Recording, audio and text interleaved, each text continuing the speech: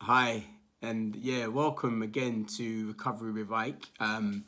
This is my third week, third installation in regards to recovery. And first of all, I want to say thank you to all the people that have reached out. It's been overwhelming, some of the responses, especially the messages that I've been getting privately from all of you people out there that have said that you're really proud of me, you like what I'm talking about, and especially to those people that have reached out and expressed the benefit that they're getting from this conversation. I appreciate that not a lot of people want to, go online and talk about these sort of things. And the fact that you are reaching out to me privately, a lot of you, really, it warms my heart. I want to send a special thanks going out to all of the team at the Child of God. You guys are absolutely amazing. The work you're putting in behind the scenes, the words of encouragement, the dialogue that we are having on a daily basis, the editing of the videos and getting them uploaded in a timely fashion. I really want to thank you for all of your help. This week, I want to focus on addiction to gambling. Now, I've had interaction with quite a lot of people around this arena. I've been impacted by the impact of it as well. And I want to open up the dialogue and have a conversation about this. This is about me giving back to the world and, seeing if we can make this world a better place in whichever way, shape or form. And what I'm aiming to do is to give an understanding, or at least my perspective, on what a gambling addiction is and how we can recover from a gambling addiction, because that's what this is about, recovery with Ike. So why is gambling addictive? The thing is, people, enjoy the odd bet here or there. Yeah, maybe we bet on the football, on the snooker, or any sporting event, even just with friends, a bit of a flutter, or going to a casino. I've done that myself. I like it. But it's true to say that any short-term fix can have that addictive property. Now, what my point is when I'm having a gamble or get a flutter, or any addict out there, or any gambler out there that identifies with this, you'll find that there's a rush that's involved with the bet itself, and it's that short-term gratification that your brain actually will crave and will go for more. So it's the same as with sugar. Yeah, you get that sugar rush. If your brain starts to crave that more and you then repeat that behavior becomes repetitive, which ultimately then leads to the addiction. And it's the same with gambling. That short-term rush is what your brain will crave, and you will actually go for more and more and more. When it becomes a problem is when you go past the point of stop. If you have a biscuit and then say to yourself, okay, that's enough and stop, then okay, you're fine. Same with an alcoholic drink. Yeah, you have one drink or two drinks or whatever your limit is, and then you stop and then you're fine. It's the same with gambling.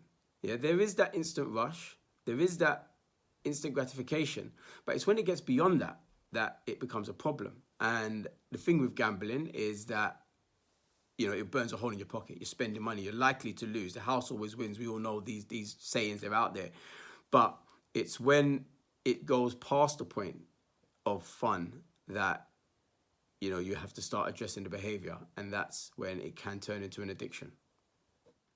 So, what exactly makes gambling addictive? You see, when you gamble, your brain releases a chemical called dopamine.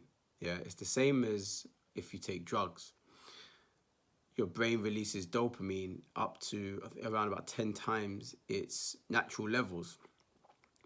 And that's your brain's way of a reward. So it's like if you have sex, your brain releases dopamine. If you have alcohol, your brain releases dopamine.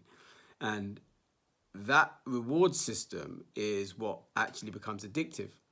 So when we're talking about recovery from addictions, it's it could be anything that you're actually addicted to, but it's about understanding the chemical balance and what it's actually doing in your brain. Yeah.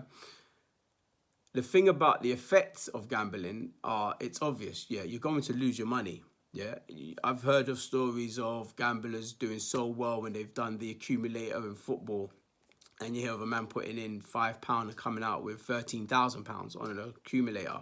It happens, but more often than not, it doesn't go that way. And people, I've dealt with people who have had this situation scenario, and if you're suffering from this, yeah, you don't have to. You can recover from this. Yeah, there are simple steps and processes that we can take to get through this, and that's what we're hoping to have a conversation about.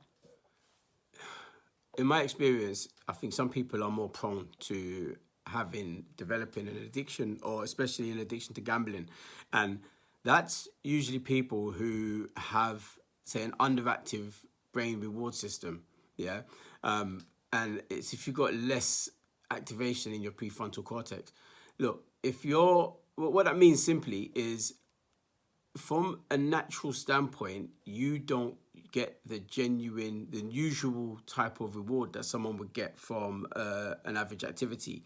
Therefore, you're drawn to an activity to stimulate that reward part of your brain, yeah, more than the average person. And that then becomes your new norm. And it's when that becomes your new norm that it can lead to an addiction. So what you'll find is, alcoholics obviously sit around with alcoholic. Gamblers will sit around with other gamblers because they are amongst their peers. Yeah, birds of a feather flock together. There's all of these sayings. But look, in regards to gambling, with a gambler, what will happen is they will build up a tolerance to their losses, and as they continue to gamble and get that instant rush, they build up a tolerance to it. So they'll need more and more of a rush to get the same sort of high that they got before. Yeah, do you see the pattern? It's the same thing with, say, a drug addiction or with alcohol addiction. As the individual continues to use the substance, they build up a resistance to it, which means they have to seek more to get the same high as they got before. And that's when it becomes a destructive behavior. That's when it becomes an addiction. So let me ask you something. Are you struggling with any form of addiction? Any compulsion to do something that's having a negative impact on your life? Look, this week we are going to be talking about gambling addiction, but it is relative to all addictive behaviors. And we are going to look at it from the perspective of, say, your family, your work. If there is anyone out there that identifies with this and, you get something from it, then great. That's what this is about. I've worked with a lot of people. I've spoken with a lot of people, helping them deal with their addictions. I've actually dealt with my own demons as well.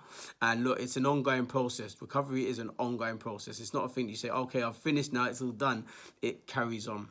And that's what this is about, me reaching out to you, giving you an opportunity to open up to yourself and see how your behaviors might be holding you back from being the best person you can be. Yeah? Achieve your most. You owe your life. You owe it to yourself to be the best person you can be, and so do I. And I want to at least start that dialogue with you today, right here, right now. Reach out to me. Let me know how you're feeling about this. If you're getting something from it, reach out.